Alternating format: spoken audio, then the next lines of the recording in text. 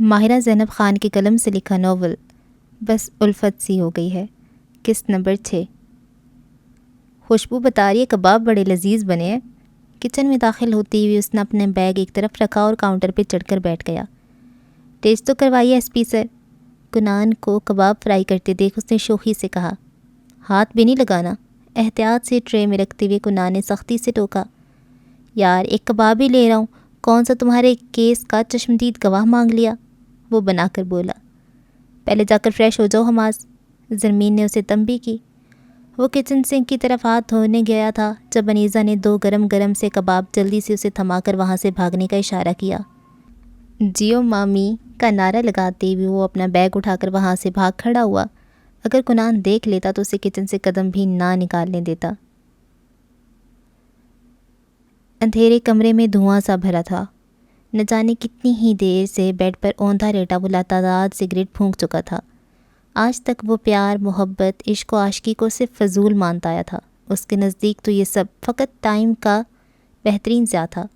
نہ جانے کیسے لوگ ایک دوسرے کی محبت میں گرفتار ہو کر دنیا جہاں کو بھول جاتے تھے۔ اسے تو اس سب سے کوئی مطلب ہی نہیں تھا، پھر وہ کیوں اس قدر مضطرب تھا؟ آنکھیں بند کرنے پر وہ جھیل سی گہری سیاہ آنکھیں پتلیوں کے پردے پر کیوں روشن ہو جاتی تھیں؟ امائزہ کو جب اس نے پہلی بار دیکھا تھا تو وہ اسے عام لڑکیوں کی طرح ہی لگی تھی، کسی بھی بناوٹ سے پاک موم کی گڑیا کے جیسے۔ لیکن آمنا سامنا ہونے پر جب بھی سواش نے اس کی آنکھوں میں دیکھا تھا، ایک بیزار سا تاثر اسے اپنے لیے دکھائی دیتا تھا۔ اس سے بات کرتے ہوئے بھی اس کے لہجے میں محسوس کی جانے والی اکتاہٹ ہوتی تھی، جسے اس نے کبھی کوئی خاص اہمیت بھی نہ دی تھی۔ مجھے کیا، وہ پیار سے دیکھے یا نفرت سے؟ لیکن نفرت تو کبھی اس کے انداز میں نظر نہیں آئی تھی۔ آنکھوں کو سختی سے میچتے ہوئے اس نے جلا سگریٹ ایش ٹرے میں مسلا۔ وہ جتنا اس کا خیال جھٹکنے کی کوشش کر رہا تھا، وہ اتنا ہی اس کے حواسوں پہ سوار ہوتی جا رہی تھی۔ آنکھیں بند کروں تو اس کا چہرہ، کھول لوں تو ہر جگہ اس کا احساس۔ او گاڈ! وہ سر تھام کے رہ گیا۔ اس نے یہ سوچ بھی کیسے لیا کہ وہ محبت کا مذاق بنائے گا اور بخش دیا جائے گا؟ اور پھر محبت جب اپنا شکار کرتی ہے تو اسے بالکل ہی بے جان کر کے چھوڑتی ہے، وہ بھی اس مقام پر کہ نہ آسانی سے جیا جائے نہ مرا جائے۔ وہ جینے مرنے کی کشمکش میں ہی جھولتا رہتا ہے۔ ابھی تو محبت فقط سر پہ سوار ہوئی تھی، ابھی تو اس نے پورے وجود پہ قبضہ کر کے اپنا مرید بھی تو کرنا تھا۔ ملک ولا میں صبح معمول سے ہٹ کر ہوئی تھی۔ سب امائزہ کے روم میں جمع تھے، جو بیڈ پہ بے سود سی پڑی تھی۔ پاس ہی بیٹھی انیزا ٹھنڈے پانی کی پٹیاں اس کی جلتی پیشانی پہ رکھ رہی تھیں، جبکہ زرمین مختلف آیتیں پڑھ پڑھ کے اس پہ دم کر رہی تھیں۔ کنان بھی مضطرب سا وہیں موجود تھا۔ امائزہ اٹھو، یہ سوپ پیو، پھر دوا بھی لینا ہے۔ انیزا نے اسے اٹھا کر تکیوں کے سہارے بٹھایا۔ میرا دل نہیں چاہ رہا، وہ نقاہت زدہ انداز میں بولی۔ بخار کی تپش سے چہرہ انتہائی سرخ ہو رہا تھا، آنکھیں الگ سوجی ہوئی تھیں۔ سوپ پی لو امائزہ، پھر میں ڈاکٹر کے پاس لے جاؤں گا تمہیں۔ کنان نے اس کے پاس بیٹھتے ہوئے اس کے سر پہ ہاتھ رکھ کر نرمی سے کہا۔ 2 پیس میں کوٹ بازو پر ڈالے وہ ٹائی کی نوٹ ٹھیک کرتی ہوئے دروازے پہ آ رکا تھا۔ اندر جانا نہ جانے کیوں آکورڈ سا لگ رہا تھا۔ نظر لگ گئی ہنستی کھیلتی بچی کو۔ اس پہ دم کرتے ہوئے زرمین کی کہی بات اسے اندر تک ہلا گئی تھی۔ وہ لب بھینچے وہاں سے نکلتا چلا گیا۔ گزری شب جس قدر اسے سوچا تھا، نظر تو لگنی ہی تھی اس کی۔ کنان کو اسٹیشن سے ارجنٹ کال پر فوری وہاں پہنچنے کے لیے کہا گیا تھا۔ نہ چاہتے ہوئے بھی حماس کو وہ تاکید کرتے ہوئے خود تھانے کے لیے روانہ ہو گیا۔ چلیں؟ یوں نہیں جانے کے لیے نک سک سا تیار وہ بیگ کندھے پر ڈالے اس کے روم میں آیا، جو پہلے سے کافی بہتر لگ رہی تھی۔ لباس چینج کر کے بالوں میں برش بھی کر لیا تھا، ابھی بھی ٹیک لگا کر بلینکٹ اوڑے بیٹھی تھی۔ میں ٹھیک ہوں اب، ڈاکٹر کے پاس جانے سے وہ ہمیشہ ہی کتراتی تھی۔ ابھی تو ٹھیک ہو، بعد میں پھر سے طبیعت بگڑ گئی تو تب تو جانا پڑے گا نا، اس سے اچھا ہے ابھی ٹھیک ہو جاؤ۔ ویسے بھی ایس پی صاحب نے سختی سے آرڈر دیا ہے کہ چاہے سے ٹھیک ہو یا نہ ہو تمہیں لازمی ہاسپٹل لے جایا جائے۔ وہ جو بولنا شروع ہوا تو رکنے کا نام نہ لیا، اور پھر اسے اٹھا کر ہی دم لیا۔ انیزہ اور زرمین کو اس نے خود ہی ساتھ آنے سے منع کر دیا تھا۔ ربا امائزہ کی وجہ سے ڈسٹرب تھی، اس کو بھی زبردستی کالج کے لیے تیار کر کے اسے ڈراپ کرتے ہوئے ہاسپٹل کی طرف گاڑی موڑی۔ جب اس نے تھانے میں قدم رکھا، سامنے برآمدے میں وہ کروفر سے اپنے آدمیوں کے ساتھ وہاں بیٹھا دکھائی دیا۔ سب اہلکاروں نے اسے دیکھ کر سلیوٹ کیا تھا، جو نیلی آنکھوں میں سرد پن لیے آستینوں کے کف کوہنی تک پلٹتے ہوئے قدم قدم چلتا وہاں اندر آ رہا تھا۔ کیسے آنا ہوا عارف؟ آنکھوں کی طرح آواز میں بھی سرد سی سختی تھی۔ ایس پی، تمہارے یہ بندے میرے آدمیوں کو اٹھا لائے ہیں۔ اس نے ہاتھ سے لاک اپ کی طرف اشارہ کیا جہاں 5 سے 6 افراد بند تھے۔ کیوں؟ اس نے سوالیہ نظروں سے زارق اور معصب کو دیکھا۔ سر، ان لوگوں کو لوٹ مار کے کیس میں اندر کیا ہے۔ کل رات ہی 2 شہریوں کو فائرنگ کر کے قتل کیا ہے انہوں نے، جن کے ورثاء نے FIR بھی درج کروا دی ہے۔ معصب نے سنجیدگی سے اسے کہا، کب سے موجود ہیں یہ لوگ یہاں پر؟ اس نے انگلی اور انگوٹھے سے پیشانی مسلتے ہوئے پوچھا۔ آدھے گھنٹے سے زیادہ ہو گیا سر۔ وہ سر ہلاتی ہوئے اس کی طرف متوجہ ہوا۔ تم جا سکتے ہو عارف، تمہارے آدمی نے جو جرم کیا اس کی سزا وہ بھگتیں گے۔ ارے ایس پی، میں یہ سننے کے لیے ادھر نہیں آیا ہوں رے، چھوڑ دے میرے آدمیوں کو، آئندہ ایسا نہیں کریں گے۔ وہ بچوں کی طرح اسے پچکارتے ہوئے بولا۔ FIR کٹ چکی ہے، اب تو انہیں ان کا باپ بھی نہیں لے جا سکتا۔ اس کا انداز بہت ٹھنڈا اور پرسکون تھا۔ تو کیوں دشمنی بڑھا رہا ہے؟ بول رہا ہوں نا پیار سے، چھوڑ دے ان کو۔ اب کہ وہ ضبط سے تو تڑاک پہ اتر آیا تھا۔ ٹھیک ہے، چھوڑ دیتا ہوں، اگر تو ان کی جگہ ہتھکڑیاں پہننے کی حامی بھر لے تو۔ وہ اور اس کے آدمی ایسے ہنسے جیسے کوئی بچوں کی بات پہ دل کھول کر ہنستا ہے۔ کیا مذاق کر رہا ہے ایس پی؟ عارف ابھی تک ہنسے جا رہا تھا۔ اگر تو ان کو نہیں چھوڑے گا تو میں ان لوگوں کو اٹھا کر ادھر لے آؤں گا جو خود FIR واپس لیں گے۔ ان کے گھروں کے پاس بھاری نفری تعینات ہے۔ اگر تو یا تیرا ایک آدمی بھی آس پاس دکھائی دیا تو گولی سیدھا ادھر لگے گی۔ ٹھنڈے انداز میں کہتی ہوئی اس نے اپنی پیشانی پر انگلی رکھی۔ بچہ ابھی جبھی جوان خون جوش مارا ہے، ورنہ تیرے سے پہلے کتنے ہی پولیس والے یہاں میرے سامنے ہاتھ باندھے کھڑے رہتے تھے۔ ہاتھ سے فرش کی طرف اشارہ کرتے ہوئے وہ تلخی سے بولا، میں جانتا ہوں، لیکن اب اپنے آدمیوں کو اٹھا اور یہاں سے نکلنے کی کر۔ صبح صبح اپنی شکل دکھا کر ہمارا دن خراب کر دیا تو نے۔ تو پچھتائے کا ایک دن ہے ایس پی۔ اپنی دال نہ گلتی دیکھ وہ دھمکیوں پہ اتر آیا۔ میں اس دن کا شدت سے منتظر رہوں گا۔ اس کا لہجہ ابھی بھی بے نیاز تھا۔ عارف کو انکار کر کے تو نے اپنی موت کو آواز دی۔ جاتے جاتے بھی وہ سرد پن سے بولا، اور کتنی دیر بیٹھنا پڑے گا یہاں؟ وہ بیزاری اور اکتاہٹ سے بولی۔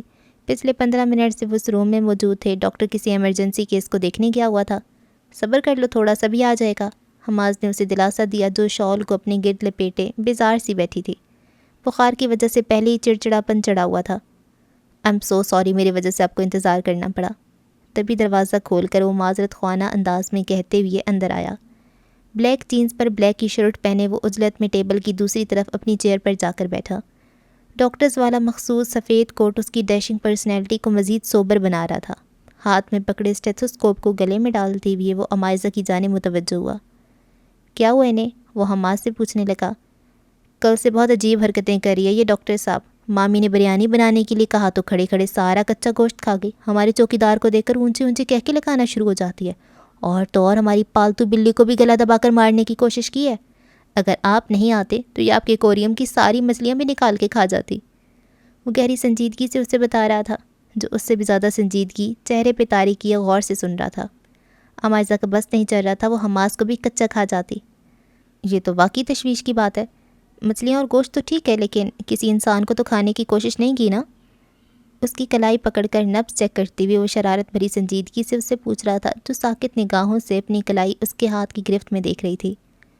ہو سکتا ہے ڈاکٹر صاحب گھر جاتے جاتے یہ مجھے بھی آدھا چبا ڈالے۔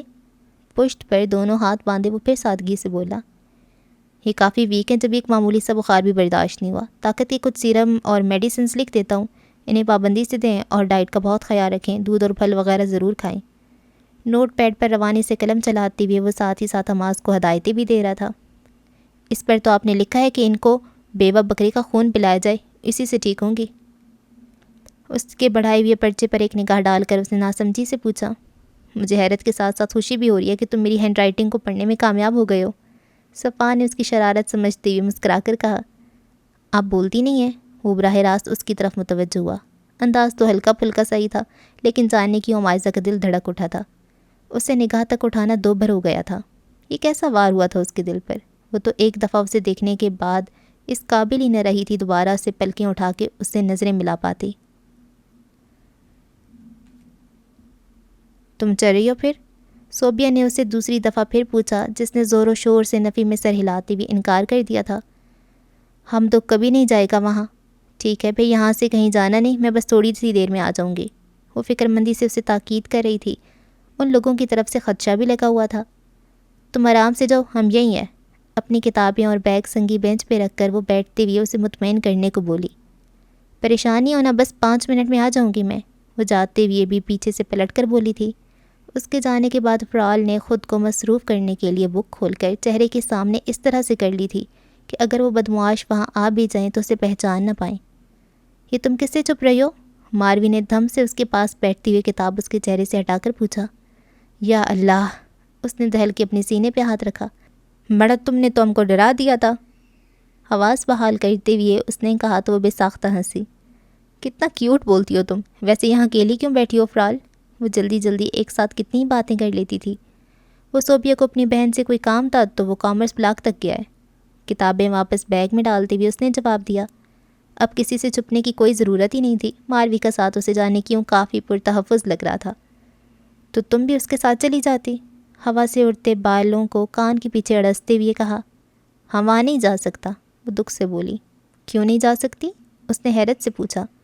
مڑا وہ کچھ لوگ ہمارا مذاق اڑاتی ہے، تنگ کرتی ہے۔ کون تنگ کرتی ہے؟ نام بتاؤ اس کا، بھی جا کر دماغ درست کرتی ہوں اس کا۔ ماروی کا خون یکلختی جوش مارا۔ کرتی کی آستینوں کو فوراً ہی کوہنی تک پلٹا۔ تم ان کا کیا بگاڑے گا؟ فرال نے سر سے پیر تک اسے دیکھا جیسے اندازہ لگا رہی ہو کہ وہ چار یہ اکیلی کیسے مقابلہ کرے گی ان کا۔ میں کیا بگاڑوں گی؟ بس دیکھتی رہنا۔ ابھی مجھے فٹافٹ ان لڑکیوں کے نام بتاؤ جو تمہیں تنگ کرتی ہیں۔ کلائی میں پڑے ربر بینڈ کو کھینچ کر اتارتے ہوئے وہ اپنے کھلے بالوں کی آبشار کو اس میں جکڑ رہی تھی۔ مڑا وہ لڑکی نہیں ہے۔ فرال کا سارا جوش ٹھگ کی طرح بیٹھ گیا۔ اسے لگا تھا شاید وہ لڑکیوں کا سن کر اس قدر پر اعتمادی سے کہہ رہی تھی۔ ہیں؟ لڑکی نہیں ہے تو پھر کون ہے؟ تم تو کہہ رہی تھی وہ تمہیں تنگ کرتی ہیں۔ وہ چنبے سے پوچھتی ہوئی اس کے ساتھ بیٹھی، چہرے پہ الجھن سی تھی۔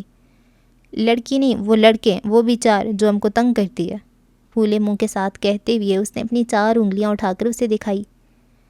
اگر ہمارے 4 بھائیوں کو پتہ چل جائے تو مڑا ماروی وہ تو ان کو کچا کھا جائے گی۔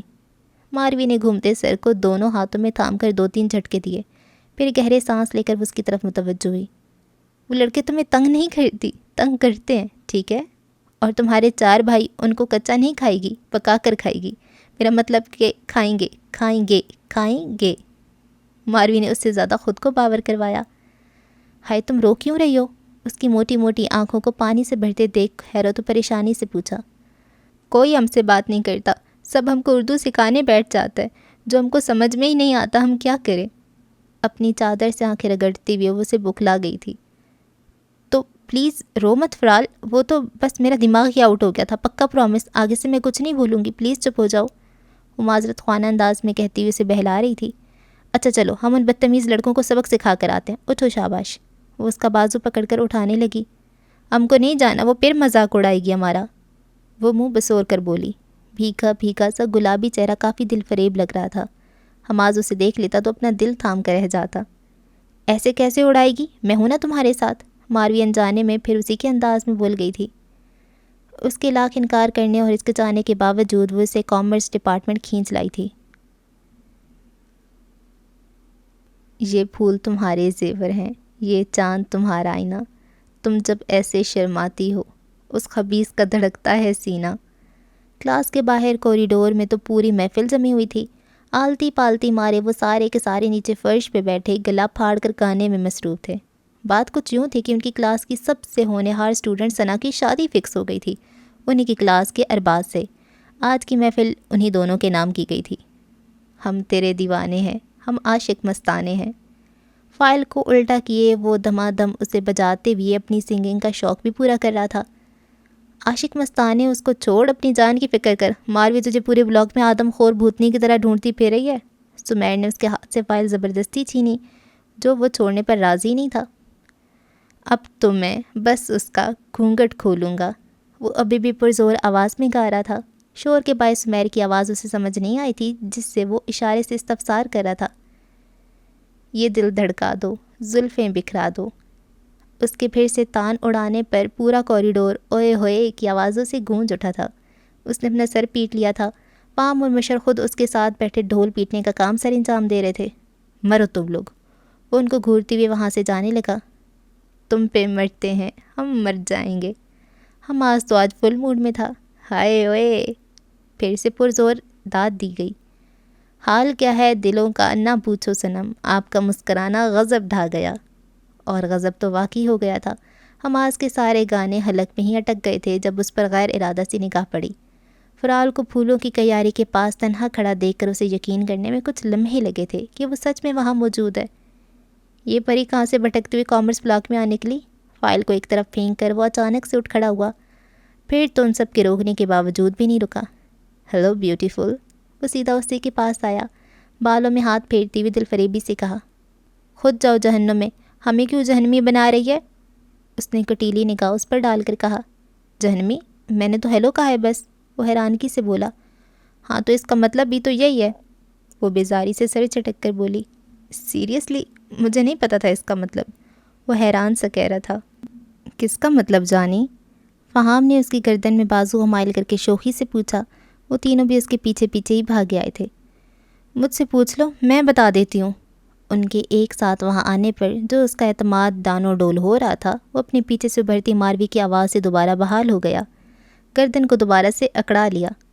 جیسے کہہ رہی ہو۔ ہاں بدتمیزوں، اب کچھ بول کر تو دکھاؤ۔ ماروی کا طنزیہ انداز آتے ہی ایک تیز کراری سی گھوری ان چاروں پر ڈالی جو اس بلا کے اچانک سے وہاں آ دھمکنے پر قدرے گڑبڑا گئے تھے۔ السلام علیکم ماروی باجی، سمیر نے باچھے کانوں تک پھیلاتے ہوئے جھٹ سلامتی پیش کی۔ احتیاطاً ہاتھ ملانے کے لیے آگے نہیں بڑھایا، اس کا کیا بھروسہ، ملانے کی بجائے بے دردی سے گھما کر 2-3 ہڈیاں ہی توڑ ڈالتی مفت میں غریب کی۔ آپ کدھر سے ٹپک پڑی؟ فہام کا انداز گو کہ نارمل سا تھا، لیکن آنکھوں میں طنز بھری چپن تھی جو اس شیرنی کو دیکھ کر ہمیشہ اود کر آتی تھی۔ لسن، تمہارے منہ لگنے نہیں آئی ہوں میں، انگلی اٹھا کر سختی سے اس کو باور کروایا، جو جینز کی جیبوں میں ہاتھ ڈالے بے تاثر اسپاٹ چہرے کے ساتھ کھڑا تھا۔ تو کس کے منہ لگنے آئی ہو؟ اس کا جواب پھر برجستہ تھا، صرف ایک وہی تھا جو بھیڑوں کے چھتوں میں ہاتھ ڈالنے کا شوق رکھتا تھا۔ ماروی نے کڑوا گھونٹ حلق سے نیچے اتارا، پھر چپتی ہوئی نظروں سے اسے دیکھا۔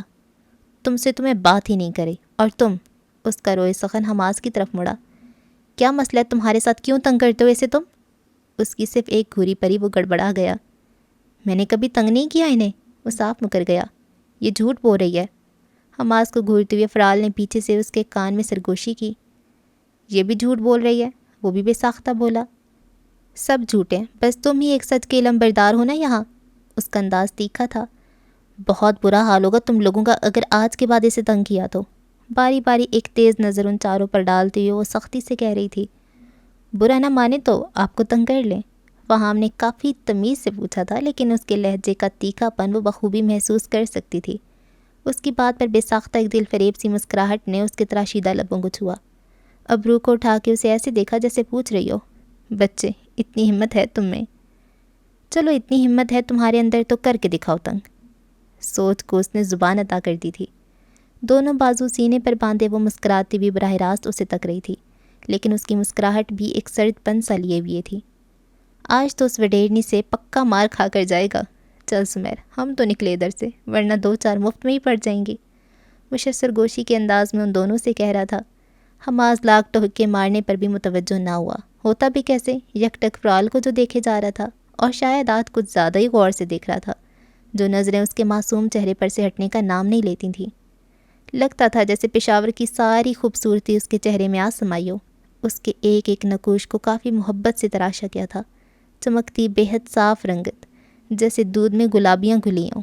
ارد گرد کے منظر کو فراموش کیے وہ تو اس کے حسن کی سادگی میں ہی کھویا رہتا۔ یہ لڑکا ہم کو گھورے جا رہی ہے ماروی، وہ پھر اس کے کان میں گھس کر منمنائی۔ حماس ابراہیم، ماروی کے سختی سے دبی آواز سے ہرانے پر جیسے کسی نے اسے ہوش کی دنیا میں لا پٹخاؤ۔ جی فرمائیے، لاشعوری طور پر فرال سے نظریں چراتے ہوئے وہ پوری طرح اس کی طرف متوجہ ہونے کی کوشش کر رہا تھا۔ کیوں گھورے ہو تم اسے؟ اس نے غصے سے پوچھا۔ گھور نہیں رہا، صرف دیکھ رہا تھا، اس نے بہت اطمینان سے اس کی تصحیح کی۔ کیوں دیکھ رہے تھے؟ اس نے بھی ضبط سے وہی سوال لفظ بدل کر پوچھا۔ یہ تو ان خاتون کو دیکھ رہا ہے، تکلیف آپ کو کیوں ہو رہی ہے؟ فہام سے خاموش رہا ہی نہیں جا سکتا تھا، وہ بھی اس صورت میں جب ماروی اس کے سامنے موجود ہو۔ اسے تپانے کا وہ کوئی موقع ہاتھ سے جانے نہیں دیتا تھا۔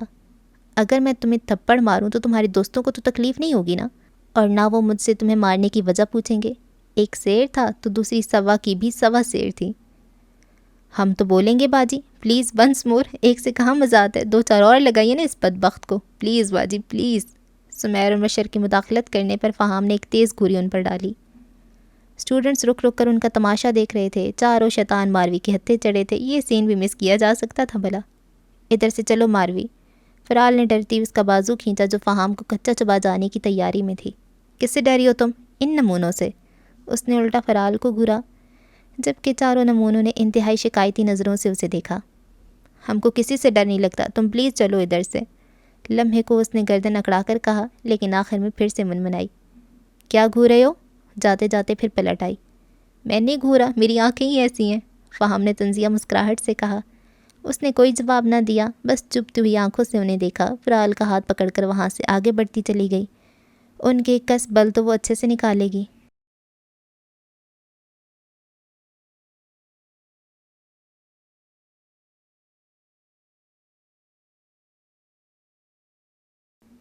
گاڑی میں زور و شور سے بجتا میوزک کان کے پردے پھاڑ رہا تھا۔ ابے بند کر دے اس بنگالی کو، کیوں عذاب کی طرح نازل کیا ہوا اسے؟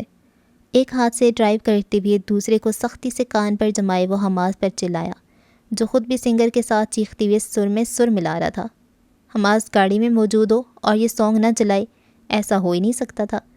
پیچھے بیٹھے فہام نے بھی کانوں میں انگلیاں ٹھونستے ہوئے اسے گھورا، جو ابھی بھی سر دھن رہا تھا۔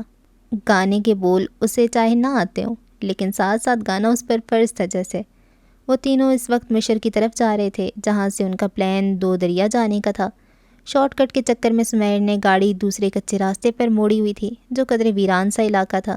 ان کے ساتھ اکا دکا گاڑیاں ہی تھیں جو وہاں سے گزر رہی تھیں۔ لوگ تو یہاں دن کے اوقات میں بھی آنے سے کتراتے تھے، اور یہ تو پھر آدھی رات کا وقت تھا، اور پھر نتیجہ ان کے سامنے تھا۔ نہ جانے کدھر سے نکلے دو نقاب پوش افراد سامنے سڑک پر سے چلتے آ رہے تھے۔ دور سے انہوں نے گاڑی روکنے کا اشارہ کیا۔ فام نے اپنا فون اور والیٹ جلدی سے سیٹ کے نیچے پھینک دیا۔ سمیر کو تو اتنی بھی مہلت نہ ملی، وہ تو ان کے نشانے پر تھا، صاف دکھائی دے رہا تھا۔ سچویشن ایسی تھی کہ وہ روکے بغیر آگے جا بھی نہیں سکتا تھا، مجبوراً اسے کار روکنا پڑی۔ فرنٹ سیٹ کا ڈور کھول کر ایک نقاب پوش نے حماس کو کالر سے پکڑ کے باہر کھینچا۔ دیسپسیتو کا جادو اترا تو سامنے کا منظر واضح ہوا۔ وہ سنبھل بھی نہ پایا تھا کہ پسٹل لوڈ کر کے اس کی نال حماس کے سر پہ رکھ دی گئی۔ فام اور سمیر کو اپنا دل رکتا ہوا محسوس ہوا۔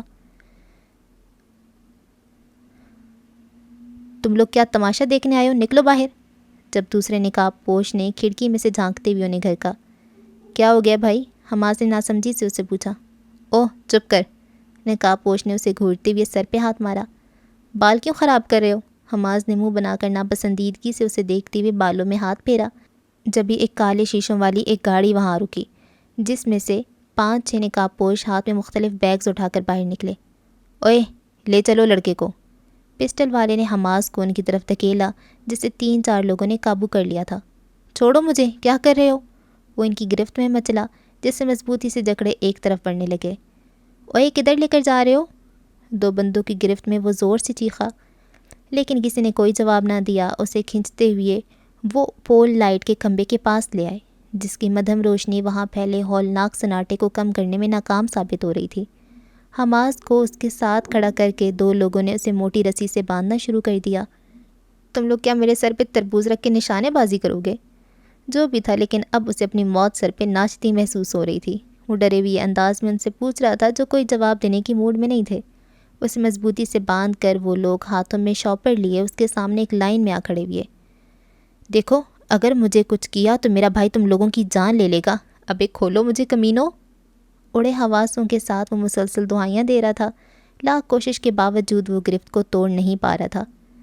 اوئے 12 بج گئے، جب بھی گاڑی پر چڑھ کر بیٹھا فہام موبائل پر وقت دیکھتے ہوئے چلایا۔ اس کے ساتھ بیٹھے ایک نقاب پوش نے پسٹل کا رخ ہوا میں کر کے تڑا تڑ فائر کرنا شروع کر دیا تھا۔ حماس نے سختی سے اپنی آنکھیں میچ لیں، اسے لگا یہ ساری گولیاں اس کے آر پار ہو رہی ہیں۔ ہیپی برتھ ڈے جگر۔ پسٹل والا بندہ اپنا نقاب نیچے سرکاتے ہوئے اس کی طرف بڑھا، اسے گلے لگا کر کان میں مبارکباد دیتے ہوئے وہ دوبارہ پیچھے آیا۔ حماس کو اس کی آواز پہ مشر کا گمان گزرا۔ چلو بھائیو، شروع ہو جاؤ۔ وہ اس ویران علاقے میں پول لائٹ سے رسیوں میں جکڑا حیران پریشان سا ان لوگوں کو دیکھ رہا تھا، جو اندھیرے کے باعث ٹھیک سے نظر بھی نہیں آ رہے تھے، جنہوں نے انڈوں، ٹماٹر اور پیسٹریز کی اس پہ بارش کر دی تھی، جو تڑ تڑ اس کے چہرے پہ برس رہے تھے۔ اپنے ہاتھوں کو ہلکی سی جنبش دینے کا بھی اہل نہیں تھا وہ۔ شروعات مشر نے کی تھی، اس کے منہ پر پیسٹری رگڑ کر۔ کمینوں، بغیر تو چھوڑوں گا نہیں میں تم لوگوں کو۔ منہ نیچے کیے وہ چیختے ہوئے انہیں باز رہنے کے لیے کہہ رہا تھا۔ جو رکنے کا نام نہیں لے رہے تھے۔ لمحے میں حماس کا حلیہ بگاڑ کے رکھ دیا تھا۔ کیوں بھائی، کیسا لگا برتھ ڈے سرپرائز؟ مشر اور سمیر نے اس کے پاس آ کر ہنستے ہوئے پوچھا۔ ایک دفعہ کھولو مجھے، پھر بتاتا ہوں، حماس نے ان دونوں کو گھورتے ہوئے کہا۔ شہزادے کو مزہ نہیں آیا بھائیوں، اور بارش کرو اس پر۔ سمیر کا بس کہنا تھا، ان لوگوں نے پھر سے اس پہ مختلف چیزیں برسانی شروع کر دیں۔ وہ جو صرف اپنے بال ہلکے سے خراب ہونے پر بدمزہ ہوا تھا، اب اپنا حلیہ دے کر اس کا بس نہیں چل رہا تھا کہ ان کا بھی حال بگاڑ دے۔ فہم تو گاڑی کے بونٹ پہ چڑھا بیٹھا ویڈیو بنانے کے ساتھ ساتھ کچھ نہ کچھ نشانے لے لے کر حماس کی طرف اچھال رہا تھا۔ وہ ان کی کلاس کا ہی لڑکا اکبر تھا جو ابھی تک فائرنگ کر رہا تھا۔ تیری ویڈیو تو بیٹا پولیس کو بھیج کر وائرل کروا دوں گا، پتہ ہے نا اسلحے کی نمائش پر پابندی ہے۔ فہام نے موبائل کا رخ اس کی طرف کرتے ہوئے اسے ڈرایا۔ ضرور بھیج جگر، ہم بھی مشہور ہو جائیں گے اس بہانے۔ ڈرنے کی بجائے دل فریبی سے کہتے ہوئے مختلف پوز بنا کر فائرنگ کرنے لگا۔ ارے چھوڑ تو بچے کی جان۔ فہام کو بیچارے حماس پہ ترس آیا جو ابھی تک ان شیطانوں کے ہتھے چڑھا ہوا تھا۔ مشر اور سمیر ہی آگے بڑھ کر اسے رسیوں سے آزاد کرنے لگے۔ اس کا کھلنا تھا کہ مشر تو ہنستے ہوئے بھاگ کر دور ہو گیا، جبکہ سمیر اس کی پکڑ میں آ گیا۔ تم لوگوں نے تو میرا دل خوش کر دیا اتنا اچھا سرپرائز دے کر، شکریہ میرے بھائیوں۔ سمیر کو گلے لگا کر خود میں زور سے بھینچتے ہوئے وہ کہہ رہا تھا۔ چھوڑو مجھے، حماس کے بچے میرے کپڑے خراب مت کر، چھوڑ دے بغیرت۔ اب سمیر کی دہائیاں اس ویران علاقے میں گونج رہی تھیں۔ یہ دور دور سے کیا مبارکباد دے رہے ہو، ادھر آؤ گلے تو ملو۔ دونوں بازو پھیلائے وہ ان کے پیچھے پیچھے جا رہا تھا، جو نفی میں سر ہلاتے اس سے دور بھاگ رہے تھے۔ ان سب نے مل کر مشر کو قابو کر کے حماس کے سمیت دھکیلا، جس نے فوراً سے اسے جکڑ لیا تھا۔ بدماشوں، مجھ سے غداری کر رہے ہو، وہ ان کو گھورتے ہوئے بولا۔ مشر کمینے، پسٹل میرے سر پہ رکھ کر تو نے میری جان ہی نکال دی تھی، اسے گلے سے لگائے حماس نے اسے کہا، جس نے مسکراتے ہوئے اسے خود میں بھینچ لیا تھا۔ تو ہمارے لیے بہت اسپیشل ہے جانی، اس لیے تیرے لیے یہ سب پلان کیا۔ مشر کے کپڑے خراب ہو چکے تھے لیکن وہ بے فکر تھا۔ اوئے، سمیر نے آنکھوں میں ان دونوں کو اشارے سے فہام کی طرف متوجہ کیا، جو ہنستے ہوئے اکبر اور دوسرے لڑکوں سے کوئی بات کر رہا تھا۔ فون ابھی تک ہاتھ میں تھا۔ بھاگ جا فہام، حماس نے یک لخت ہی اس کی طرف دوڑ لگا دی تھی، لیکن پیچھے سے سمیر اور مشر کے چیخنے پر اس نے سر گھما کر ان کو دیکھا۔ بھوت بنے حماس کو اپنی طرف آتے دیکھ کر وہ گڑبڑا کر وہاں سے بھاگنے لگا تھا، لیکن ان لوگوں نے اسے بھی قابو کر کے حماس کی طرف دھکیلا، جس کا حال بھی مشر اور سمیر جیسا ہو گیا تھا۔ گاڑی میں تیز آواز سے ڈسپسیتو بج رہا تھا۔ سیلفیاں لینے کے ساتھ ساتھ وہ لوگ ڈانس بھی کر رہے تھے۔ دور سے کوئی انہیں دیکھتا تو لگتا جیسے بھوتوں کے آوارہ بچے رات کی اس پہر سڑک پہ اپنے بھوت ہونے کا جشن منا رہے ہیں۔ یار تم لوگوں کو کوئی آواز سنائی دی؟ سماعتوں کو اس آواز پر لگائے غور سے سننے کی کوشش کرتے ہوئے فہام نے انہیں مخاطب کیا، جنہوں نے ابھی تیرے کان بج رہے ہیں کہہ کر اس کی بات ہوا میں اڑا دی تھی۔ وہ بھی پھر شانے اچکا کر ان کے ساتھ رقص میں شریک ہو گیا، لیکن کچھ ہی دیر میں گشت پہ نکلی پولیس موبائل زور و شور سے سائرن بجاتی ان کے پاس آ رکی۔ 2-3 اہلکاروں کو تو ہارٹ اٹیک آتے آتے رہ گیا ان بھوتوں کی حالت دیکھ کر۔ ماہرہ زینب خان کے قلم سے لکھا ناول بس الفت سی ہو گئی ہے کہ قسط نمبر 6 کا اختتام ہوا۔ آپ سے اگلی قسط میں ملاقات ہوگی، تب تک کے لیے اللہ حافظ۔